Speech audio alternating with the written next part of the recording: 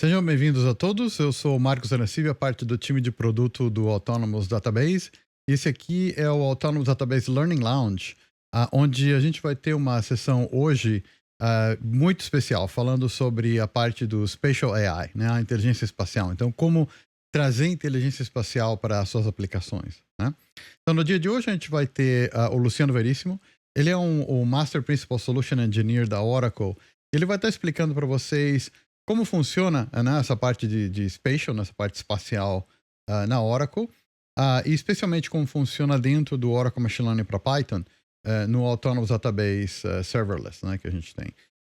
Mas além disso, ele vai comentar então sobre essa parte da inteligência espacial, como ela funciona e para que ela serve, especialmente quando você cria modelos de machine learning, né, onde você precisa de maior precisão e você tem essa informação espacial, né? Vamos ter, durante a ligação de hoje, gerentes de produto escutando e prontos para responder suas perguntas e dúvidas. Então, em qualquer momento, vocês podem colocar suas perguntas naquele chat de Q&A, né, no botão de Q&A lá, de perguntas, tá? E a gente vai estar de olho nisso. E quando a gente for compartilhar com vocês links, a gente vai colocar no chat, tá? Então, a gente vai compartilhar com vocês informações, links importantes. Vai estar tudo no chat, ok? A gravação dessa sessão, junto com os slides, vão estar disponíveis nesse link que vocês estão vendo aí e no link que a gente está compartilhando, tá bom? Então, falando em links, a gente vai compartilhar isso agora. Vocês podem dar uma olhadinha, eu estou compartilhando agora com vocês vários links no chat e esses links vão levar vocês para maiores informações sobre o Autonomous Database, né, como começar com o Autonomous Database. Além disso, vocês podem acompanhar a gente no LinkedIn ou no Twitter.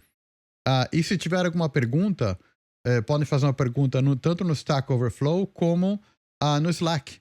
Tá? A gente tem, então, um canal de Slack dentro de um workspace que é externo, né, disponível para qualquer pessoa que quiser entrar. Então, esse é o link. Vocês podem entrar lá e procurar por Oracle Autonomous Database. E aí vocês clicam no canal, e aí no canal a gente também vai olhar perguntas que vocês tiverem, anúncios, né, que a gente for fazer, ok? Bom, então eu gostaria de agora passar para o Luciano. Luciano, obrigado por fazer essa apresentação para a gente hoje. E como você pode ver, tem bastante gente nova, né, no assunto, então a bola está com você. Muito obrigado de novo. Oi, obrigado, Arancíbia. Muito obrigado pelo convite. Gostei muito quando você chamou, porque o Spatial é um assunto super interessante.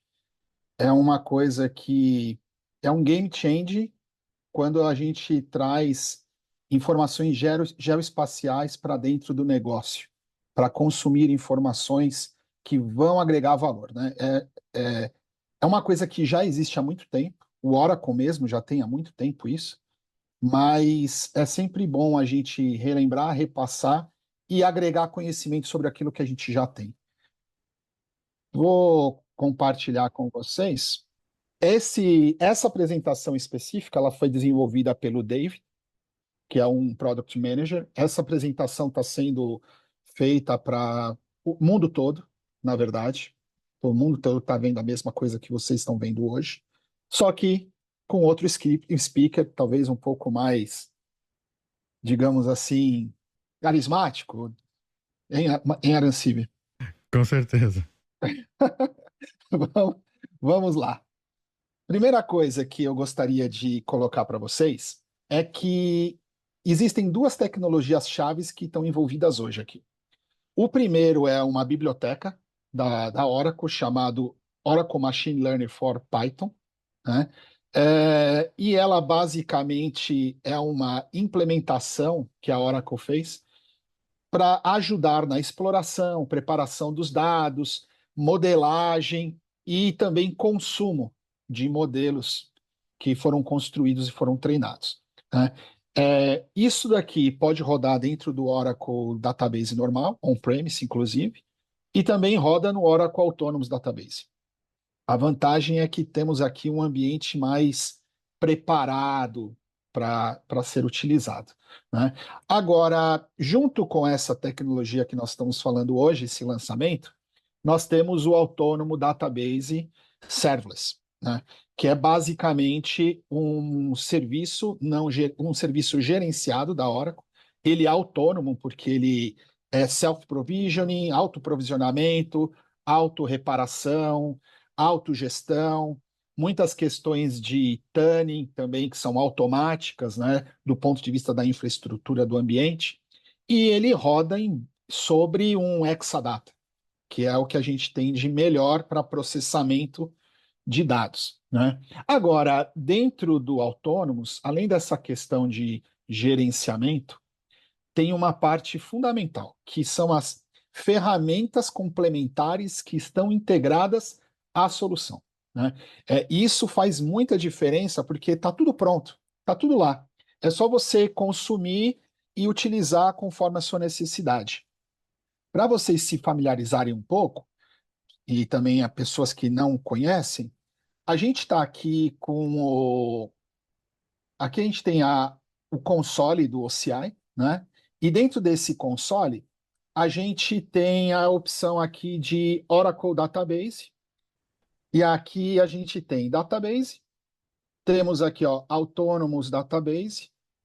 Temos aqui o Spatial, que é um banco autônomo que eu já tinha criado, um ADW aqui. E quando eu clico aqui dentro, eu tenho esse botãozinho, que é Database Actions. Dentro do Database Actions, a gente tem uma série de ferramentas para ajudar no desenvolvimento, para a preparação de dados, organização dos dados e também administração. Obviamente que a Oracle pensa muito em segurança. Então, um aspecto inicial para quem for trabalhar com o que eu estou falando aqui hoje, vocês vão ter que conceder uma permissão adicional, que está aqui dentro de Database Users. Vocês podem. Aqui é uma tela de gestão dos usuários que a gente controla, né, do banco de dados. Eu criei um usuário aqui chamado Einstein, e aí eu vou editar ele só para vocês verem. Eu clico nesses três botõezinhos aqui, ó, e dou um editar. Quando a gente abre essa tela, vocês reparam aqui embaixo que tem o OML, é Oracle Machine Learning. Por default, isso aqui está desabilitado. Então a gente vem aqui, habilita e clica no botão Apply Changes, ok? A partir desse momento, esse usuário que você tem, ele consegue chamar o Machine Learning, que está aqui, ó, Development, Oracle Machine Learning. E aí eu vou entrar com o meu usuário, vou entrar com o Einstein aqui. E agora nós estamos nesse ambiente de Machine Learning. E reparem, pessoal, o que a gente tem aqui, né? Basicamente é um ambiente preparado para a construção e exploração de dados através de tecnologia de notebooks. Então, tem alguns notebooks de mercado para quem é cientista de dados e usa, né? A Oracle utiliza um, né? Que ela ajudou a melhorar, né? Por baixo aqui é um Zeppelin, mas a gente colocou melhorias para escalabilidade, segurança, né? Então, sempre que a gente fala sobre produtos Oracle, no final a gente toca, mesmo quando é open source, né? A gente toca de alguma forma para melhorar e otimizar algumas coisas, né?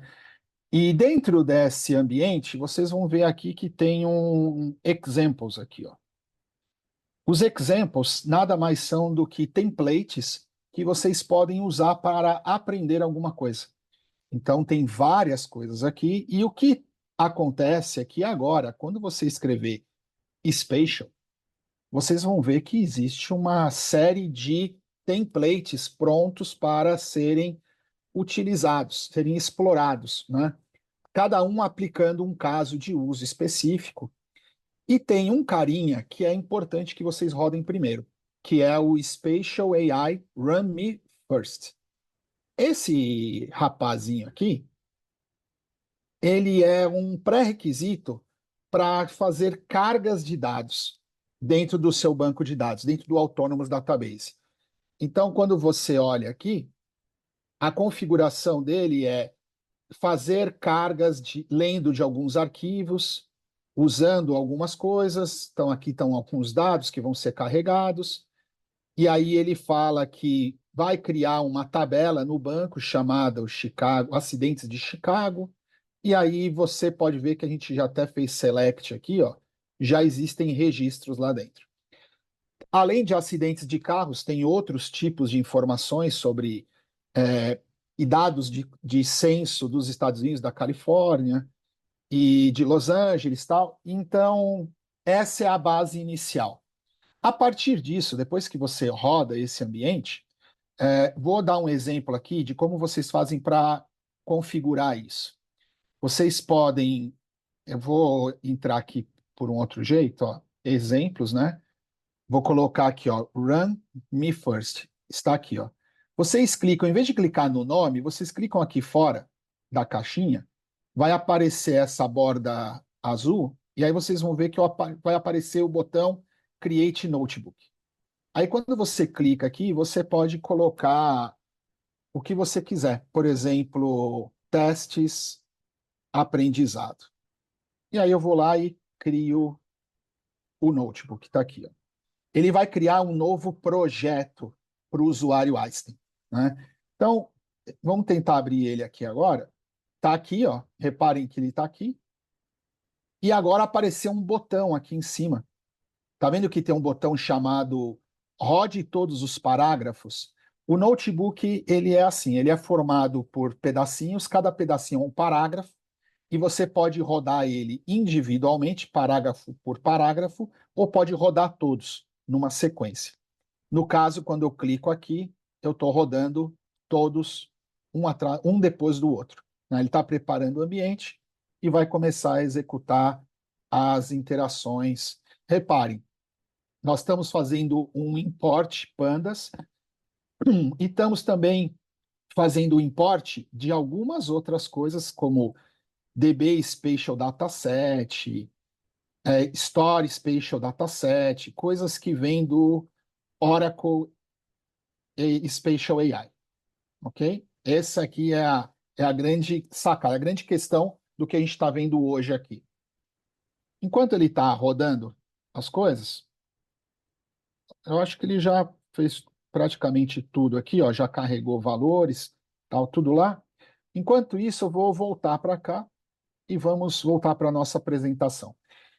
Eu quis abrir isso aqui para vocês entenderem o contexto da onde a gente está, o que a gente está se propondo, né? Onde a melhoria está vindo. E a grande questão é como eu faço predição e detecção de padrões usando algoritmos de machine learning. É essa capacidade que nós estamos trazendo para dados geoespaciais, né? E aqui, quando a gente fala do Oracle Spatial, para a gente entender o que é isso, o Oracle Spatial ele é um conjunto de data type, que é o SDO, né? É um data type geoespacial que a Oracle já tem, sei lá, desde o Oracle 7, lá eu nem trabalhava como DBA e já tinha esse data type no banco. E a gente vai evoluindo isso com o passar dos anos, a gente melhora desempenho, melhora os índices que vão em cima dele, porque são índices especiais, índices tridimensionais, né?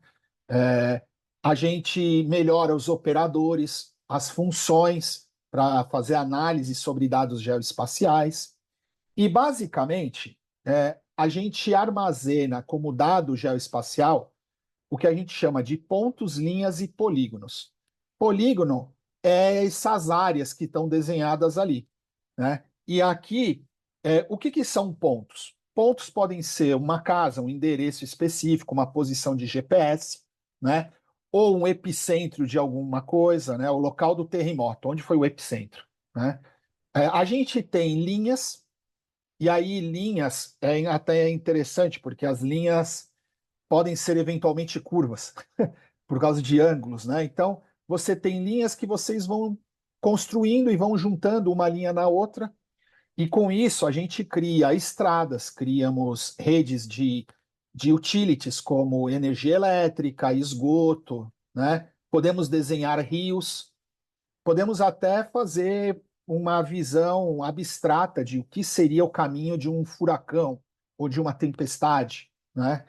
E dentro dessas coisas todas, a gente tem também a possibilidade de eventualmente criar buffer, que é do tipo, olha, eu tenho uma linha, mas essa linha, que é um rio, quando chove, pode alagar.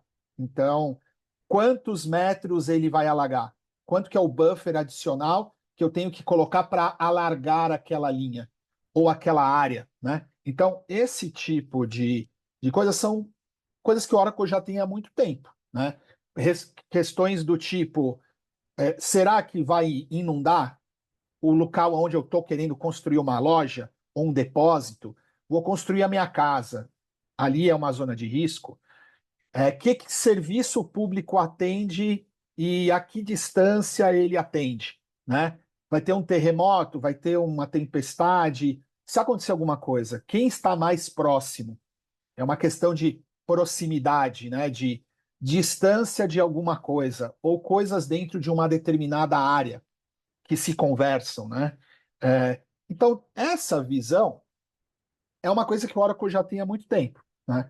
É, e tem uns casos também que eu acho que vale a pena citar, que é a análise 3D, nuvem de pontos, que é uma coisa importante, e também a análise de mudanças de imagens ou mudança de padrões, que é normalmente chamado raster, né, ou imaginary, que são, que são as técnicas usadas para alcançar esse tipo de coisa, né? Então eu posso tirar uma série de fotos e observar o que está mudando. Está tendo desmatamento, né? O fogo está aumentando numa determinada área, né? Então isso a gente consegue observar essas mudanças com operadores também e funções analíticas. Agora, dentro desse escopo, o que está acontecendo agora? A gente está trazendo novas formas de perguntas. Perguntas do tipo: quais são as regiões de crime e como essas regiões podem ser agrupadas? Eu tenho dado espacial sobre bairros, sobre cidades, sobre situações que a polícia mapeou, né? Áreas que foram mapeadas, e eu quero saber onde estão acontecendo os crimes. Como eu faço uma visão de clusterização desses grupos de delinquentes, por exemplo, né? Ou onde está sendo mais afetado do ponto de vista de perda de empregos, né? Que tipo de situação? Então, tem várias perguntinhas ali que, se eu coloco o geoespacial dentro da equação, começa a ter insights interessantes e, o mais importante, predições, identificações de padrão, né? Por exemplo, um trecho da rodovia pode ser mais comum ter acidente? Agora, e se acontece um acidente em um lugar incomum, né? Isso pode ser o quê? Pode ser sinais de uma, de uma fraude ou um outro fator externo que pode ter acontecido, que às vezes a gente também quer descobrir quem são os outliers, né? O outlier, o ponto fora da curva, pode ser um caso de observação interessante. E então, dentro desses cenários aqui, podemos dizer: preciso predizer e colocar alguma coisa a mais dentro dessa visão geoespacial, ou eu quero fazer uma regressão, uma identificação de coisas que acontecem que levam em consideração o dado geoespacial. Se a gente olhar para os fatores, os tipos de algoritmos, a gente trouxe aqui uma ideia uma ideia para vocês organizarem na cabeça de vocês os jargões e o cenário de efeito espacial. O que é o efeito espacial, né? O efeito espacial é aquilo que a gente quer observar e como aquilo que está sendo observado é afetado pela informação geoespacial que a gente tem. Então, o efeito espacial é como, por exemplo, casas chiques, casas modernas, casas amplas, uma próximo da outra, pode criar um bairro mais valorizado, né? Como uma questão do tipo, vamos imaginar uma situação aonde eu tenho várias informações díspares que não são muito correlacionadas e eu quero tentar entender ali quais são as diferenças e quando uma coisa afeta a outra num ecossistema maior, mais abrangente. Por exemplo, eu tenho torre de eletricidade espalhado no Brasil todo. Só que algumas regiões são mais suscetíveis a raios, né? E isso pode danificar. Então, quer dizer, se eu tenho informação de raio e tenho informação de onde estão as torres, e eu tenho informação de problemas que acontecem, eu posso, de alguma forma aqui, tentar localizar condições que possam indicar que haverá problemas em torres em alguns outros locais por causa dessa condição, né, que existe. Esse é um outro tipo de caso, né? Uma outra situação é a aglomeração de coisas. Muitas coisas acontecem numa determinada área e podem ser similares. Agora eu estou buscando coisas mais condizentes a uma realidade de agrupamento de coisas, né? Que normalmente se resolve com clusterização, né? de informação.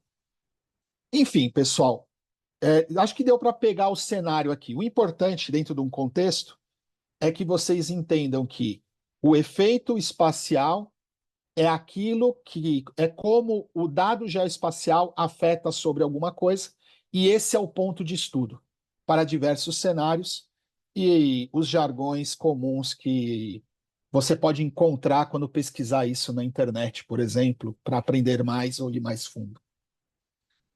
Então, o Spatial AI, no final, ele é o quê? Ele é o Oracle Machine Learner for Pi, que acessa o Autonomous Database Serverless, e a gente colocou dentro dele capacidades adicionais para vocês explorarem esses dados. Então, vocês podem, a partir dele, fazer chamadas para modelos, algoritmos, né, de análise de machine learning, que consideram esses dados geoespaciais dentro do seu cálculo, né? O importante também aqui é entender que não tem nada de novo ou nada mais que você precisa fazer além de iniciar o seu notebook e começar a consumir as informações dentro dele, ok? E obviamente que do ponto de vista do desenvolvedor que já consome o Oracle Machine Learning for Pi, continua tudo igual, né? Eu crio meus projetos, eu posso usar os data frames, eu posso usar os proxy data frames. Para quem não conhece esse conceito de proxy data frames, é o seguinte: o Oracle, lembra que eu falei que o Oracle tem diversas funcionalidades e capacidades de trabalhar com dado geoespacial? Quando a gente chama alguma função, algum operador dentro do OML for Pi, na verdade, a gente pode executar isso dentro do servidor de banco de dados, usando as capacidades do Oracle de processamento geoespacial.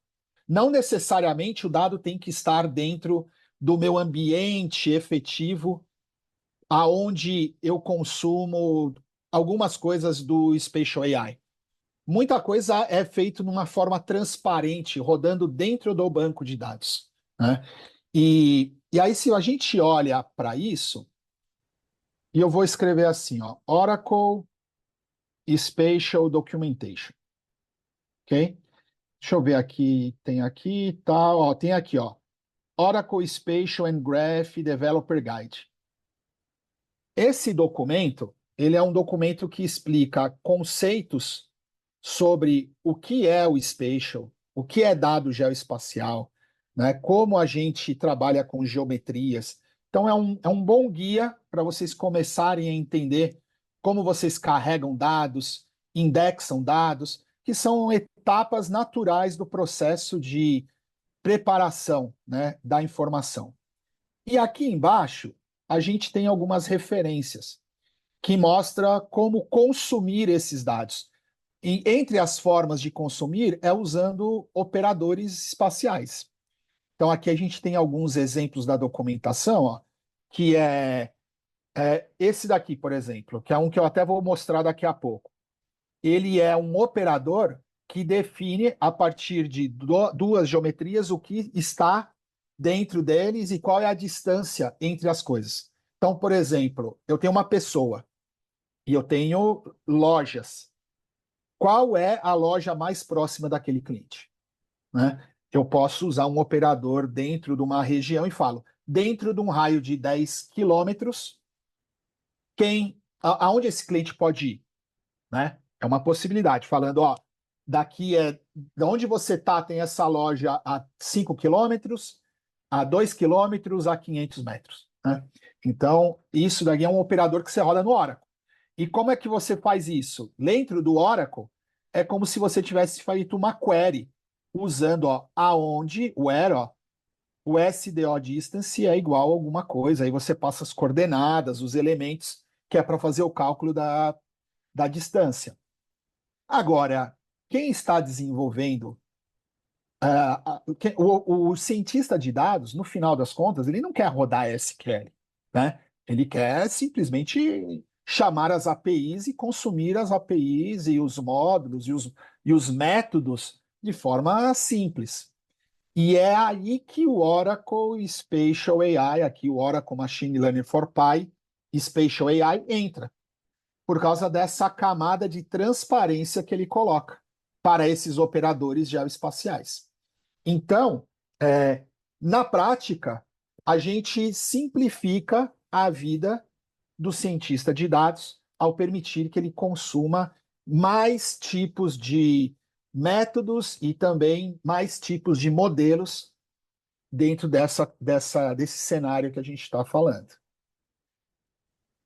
Então, quando a gente resume essas funcionalidades, resumindo tudo isso que eu falei, né? A gente tem o quê? A possibilidade de fazer uma chamada dentro de uma biblioteca para um método para executar alguma coisa, que vai executar um cálculo de proximidade ou uma medida de área, por exemplo. Eu também tenho a possibilidade de usar pré ou pós-processamento espacial. Isso é típico de projetos de ciência de dados, né? Porque eu tenho que melhorar o dado que eu tenho. Às vezes eu tenho lacunas, eu tenho que preencher espaços com alguma coisa. Por exemplo, eu tenho a média de salário de um monte de gente que mora num lugar lá. Mas aí, cara, tem outras regiões que eu não tenho aquele valor de salário. Como é que eu vou calcular uma possível substituição do valor nulo? Então, a gente usa determinados algoritmos que ajudam a responder isso. Ou então, criar novas informações para serem exploradas, do tipo, poxa, eu já tenho aonde o cara está, mas seria interessante se eu pudesse colocar qual é a delegacia mais próxima daquela pessoa, para fazer uma identificação do tipo, quais são os bairros menos seguros? Bairros menos seguros, será que está correlacionado a pessoas que não têm uma assistência próxima? Ou isso não tem nada a ver? Tipo, eu posso estar do lado de uma delegacia e ainda mesmo assim eu ser assaltado. Então, essa informação de aonde está a delegacia próxima ao cara, a pessoa, pode ser relevante para o modelo. Então, isso faz parte da engenharia de recursos, ou que a gente chama de feature engineering. Né? E assim vai. Né? tem questões aqui que são fundamentais para fazer a validação desses dados que eu estou colocando, imputando, né? Então, também tem algoritmos para isso. E quando a gente vai para o algoritmo, depois que a gente preparou tudo, aí a gente vai tentar fazer o quê? Uma regressão, classificação, agrupamento, né? Detecção de anomalia, que é pegar justamente quem é o cara estranho da amostra, né? Da condição de estudo. E por último, que é uma coisa muito importante também, é que nós construímos ali os estimadores espaciais, os retornos que são feitos pelas funções ali do Spatial AI, de forma que eles possam ser consumidos também no Scikit-learn. Então, você consegue ter uma integração maior para quem já utiliza essa biblioteca, a gente consegue também ajudá-los construindo uma coisa que seja consumível lá dentro. Muito bem. Sobre os algoritmos que nós começamos, nós estamos na versão 1.0, né, desse Spatial AI, e hoje a gente tem algoritmos que atendem a esses casos de uso. Feature Engineering, né? Como eu crio um novo valor para ser colocado que faça sentido. Eu posso usar um algoritmo para imputar ou colocar uma substituição a um valor nulo. Como eu agrupo, como eu localizo, né, coisas, como eu faço classificação baseado em dados geoespacial. Com o passar do tempo, mais algoritmos vão surgindo aqui. É como no Oracle Database, né? Quando você olha para o Oracle Database há 15 anos atrás, tínhamos alguns algoritmos. Quando você olha hoje para o Oracle Database, a gente tem algumas dezenas de algoritmos que estão dentro, otimizados para serem consumidos em escala, em grande volume, com paralelismo, né? Então, é uma série de evoluções que a Oracle fez para esse tipo de consumo de dados. Para a gente indo para finalizar essa visão aqui de o que se trata o Spatial AI, imagine o seguinte, que vocês têm o container, que é onde está aquele notebook que a gente comentou aqui. É lá que você consome, chama bibliotecas, né, as libs e tal. E você pode ler dado geoespacial em diversos lugares. Você pode fazer um proxy para ler dados no GeoPandas ou GeoDataFrame, que são áreas especializadas para processamento geoespacial em outras libs diferentes do Spatial AI, né, que existem. Vocês podem consumir dados que estão em arquivos, que estão num volume, num object storage, né, que você quer trazer esses dados para serem consumidos, ou a beleza ali também de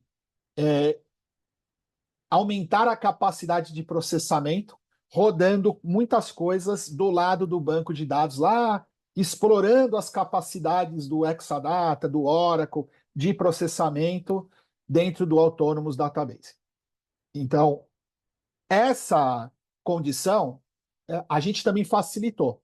Então, quando você usa as bibliotecas, ora você pode acessar o dado remotamente, ora você traz o dado para ser processado local. Tem alguns algoritmos que a gente tem que rodar dentro do container do Oracle Machine Learning for Pi. Então, assim, não se preocupem com a subida ou a descida do dado, se preocupem em fazer as chamadas para consumir as coisas, né? A gente meio que mascara isso para vocês, em grande parte, né? E esse aqui é um exemplo. Aqui, ó, é um exemplo do tipo, eu fiz um Spatial Data Frame 1 within distance, quer dizer, dentro da área, qual que é a distância entre algumas coisas. Isso aqui em cima é a chamada do Spatial AI. Embaixo é o que seria rodando dentro do banco de dados. E isso é a transparência que eu comentei. A gente substitui por um código SQL que vai executar exatamente o que você precisa para responder aquela pergunta. Agora, para a gente concluir aqui, vamos indo para o final aqui da nossa apresentação, eu vou colocar uma série de exemplos para a gente ver o uso disso, só para vocês se familiarizarem como é o consumo disso no dia a dia, né? Ali num projeto específico. Então, para esse exemplo aqui, a gente está usando um dataset que são dados demográficos do censo da região de Los Angeles, região metropolitana ali de Los Angeles. E o que são esses block groups? Os block groups são áreas, como se fossem polígonos que definem regiões, né? E aí o que a gente quer saber? A gente quer colocar informação relevante sobre dado geoespacial em cima desses bloquinhos. Então é isso que vocês estão vendo aqui. Está vendo que tem bloquinhos que estão azuis e bloquinhos que estão vermelho? Isso aqui vai indicar, por exemplo, qual que é o recebimento anual de uma pessoa de uma determinada região. Aí eu consigo localizar visualmente quais são as regiões mais ricas e mais pobres. Aonde estão os artistas de Hollywood, né? E aonde estão as pessoas que são mais operários, que moram ali na região. Para brincar com isso, nós temos lá o notebook. E deixa eu mostrar aqui como é que eu subi, né? Isso daqui. Esse cara aqui, vamos abrir aqui o.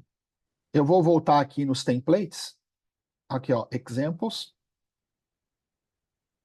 E aqui eu vou procurar por spatial, que são as novas, né? Então aqui, ó, spatial.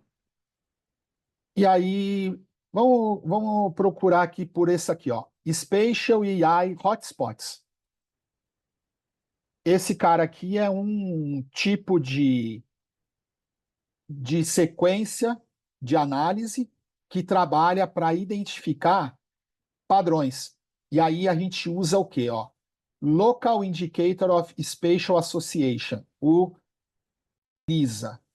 O LISA, né? Aqui, ó, o LISA. Isso é uma coisa importante. Todos esses algoritmos que eu estou mostrando para vocês são algoritmos padrão, assim, de mercado, de forma geral, são padrões que os cientistas de dados usam, né? A gente não está nada que reinventando a roda aqui. Porém, tem coisas que nós otimizamos e melhoramos internamente que para você não vai fazer diferença nenhuma. Simplesmente que você pode talvez conseguir uma melhor acuracidade, um melhor resultado por otimizações que nós fizemos, ou eventualmente melhor desempenho por otimizações que nós fizemos, comparados a um modelo open source do mesmo algoritmo, né? Mas todos são meio que algoritmos muito bem documentados. E a espinha dorsal, o contexto geral, está aqui. Você não vai ter diferença nenhuma, né? E aqui seriam aquela sequência de execuções. Estão vendo aqui embaixo, ó? Essa parte aqui, olha ali, ó.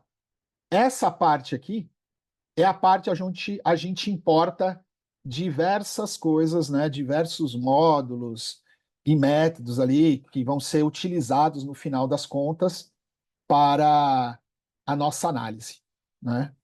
E é basicamente isso que está aqui. É uma sequência. Então, por exemplo, como eu crio um data frame para eu trabalhar, né? E começar a consumir esses dados, entender esses dados nesses blocos da região de Los Angeles. Vocês podem chamar o Spatial Data Frame Create DB Spatial Dataset. O DB Spatial Dataset, você está indicando o quê? Que o dataset não está local. O dataset está lá no banco de dados Oracle, lá no Autonomous Database, ok? E aí ele fala, ó, é a tabela lá, LA Block Groups, que você vai trazer e traz mais algumas informações junto com a geometria. Essa geometria é a geometria que está armazenada dentro da tabela e isso aqui está sendo processado lá dentro do banco de dados. É isso que a gente chama de proxy. Proxy é isso. Uma outra característica é aquela questão de fazer a chamada. Então, por exemplo, aqui nós temos um data frame que é escolas, né? E eu quero saber quais são as escolas que estão, né, próximas a um determinado ponto, um determinado bloco. E aí ele está retornando o quê? Quais são as escolas dentro de uma distância de 2.000 metros, né? Então, essa função nada mais é de uma conversão para SQL que está rodando dentro do Oracle Database, né? Até porque esse data frame blocks, group e tal, esse data frame é aquele que a gente está fazendo proxy, ok? Uma outra condição interessante é essa de regiões. Então, eu quero criar uma nova feature baseado na informação de alguma coisa. Então, eu sei que eu tenho escolas, mas qual é a distância das escolas para um determinado ponto ou uma determinada condição? Que pode ser uma pessoa, pode ser uma família. Então, nessa família, eu sei que ela ganha tanto, eu sei que o nível educacional geral dela é tanto, a idade da pessoa é tanto, e a distância para a escola mais próxima é tantos metros, né? Então, isso eu acabo construindo uma feature nova que vai ser consumido por algum algoritmo posteriormente. Um outro, um outro exemplo interessante. Eu estou usando um Spatial Inputter, né, que é para substituir valores nulos. Então, aonde você encontra valor nulo, você vai usar um algoritmo, que é um algoritmo que ele cria um contexto dentro de uma determinada correlação de áreas ou de informações que levam em consideração a geometria da área, né? Então ele está falando aqui o seguinte: com base nesses pontos que eu tenho, como você completaria considerando as 10 regiões em volta da região que está faltando? Então eu tenho uma região que não tem uma informação sobre qual é o salário médio. Cara, beleza, qual é o salário médio? Eu poderia fazer N contas para chegar no salário médio.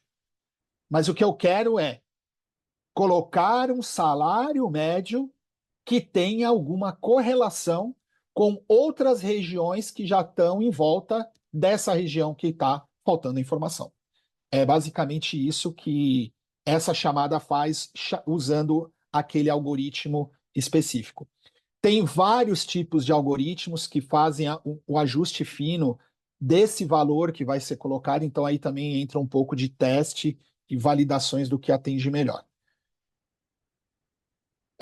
Um outro tipo, agora que eu já estou dando um exemplo de consumo, né? Então eu estou agora consumindo usando um algoritmo de clusterização, que é o DBS, o DBScan. Esse cara, ele tem o papel de construir isso que vocês estão vendo na tela aqui, ó. Agrupamentos, clusters de informações. Então, dependendo do que ele estiver procurando aqui, ó, o exemplo está como acidentes que tenham algum tipo de machucado. Pode ser que o machucado é um acidente mais grave, né? Então, com base nesse contexto, ele fala, olha, acidentes graves estão acontecendo nesses agrupamentos aqui de locais. É aqui aonde acontece o maior risco, né? Então, para quem é uma seguradora, dependendo onde que o cara anda, pode colocar um preço maior ou menor conforme o risco, né? Um outro ponto talvez interessante é entender como que uma determinada variável ou uma feature, uma característica, ela pode ter uma correlação com um dado geoespacial. Então, vocês podem fazer uma chamada como essa que está aqui, para tentar falar assim: olha, considerando o, o ganho, a mediana ali do ganho anual da pessoa, né? Como que essa informação tem correlação com dados ou regiões espaciais que a gente está usando, aqueles blocos, né? Tem alguma correlação? Você consegue entender isso, né? E aí, aqui embaixo, tem, na verdade, uma série de testes com diversos modelos, e eles estão, para cada tipo de modelo, validando quanto que é o percentual. Quanto maior é o número, maior é a probabilidade de ter uma correlação forte entre região e salário, né? Região e alguma coisa. Quanto maior, menor. Quanto menor o valor, quanto maior, melhor. Quanto menor, menos probabilidade tem, né? Então, isso é uma questão interessante, porque às vezes você quer procurar justamente o menor valor.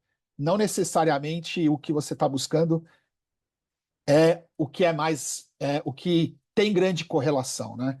Tem casos e casos de uso. Normalmente é o maior valor que é o que te interessa. Esse daqui é um outro exemplo que ele está usando aquele Lisa, aquele algoritmo, né? Então, só para vocês verem aqui, ó, eu vou escrever o seguinte, ó, só para vocês verem. Aqui eu tenho isso aqui, ó. O que que eu vou fazer? Vou chamar aqui, só para vocês verem, vou colocar aqui no Google, ó, coloquei. Olha o que apareceu. Lisa Association, tal. Tá vendo? São todos modelos, ó, para manipulação de dados, tal. Então, assim, cara, isso aqui é business as usual, né? É o dia a dia, né? Para quem trabalha com esses algoritmos aqui. E aqui, quando a gente olha para isso, a gente está querendo fazer o quê? Identificar os agrupamentos de quem são hotspots ou cold spots. O que é hotspot? Hotspot é quando tem uma correlação muito forte com alguma coisa, e os cold spots é quando tem menos correlação com alguma coisa, né? Então aqui você fala, pô, aqui faz muito sentido, e se eu quiser ignorar os que fazem menos sentido, eu vou nos cold. Basicamente é essa a visão. E esse aqui é o pipeline, que é aquele exemplo que a gente falou sobre como integrar com scikit-learn.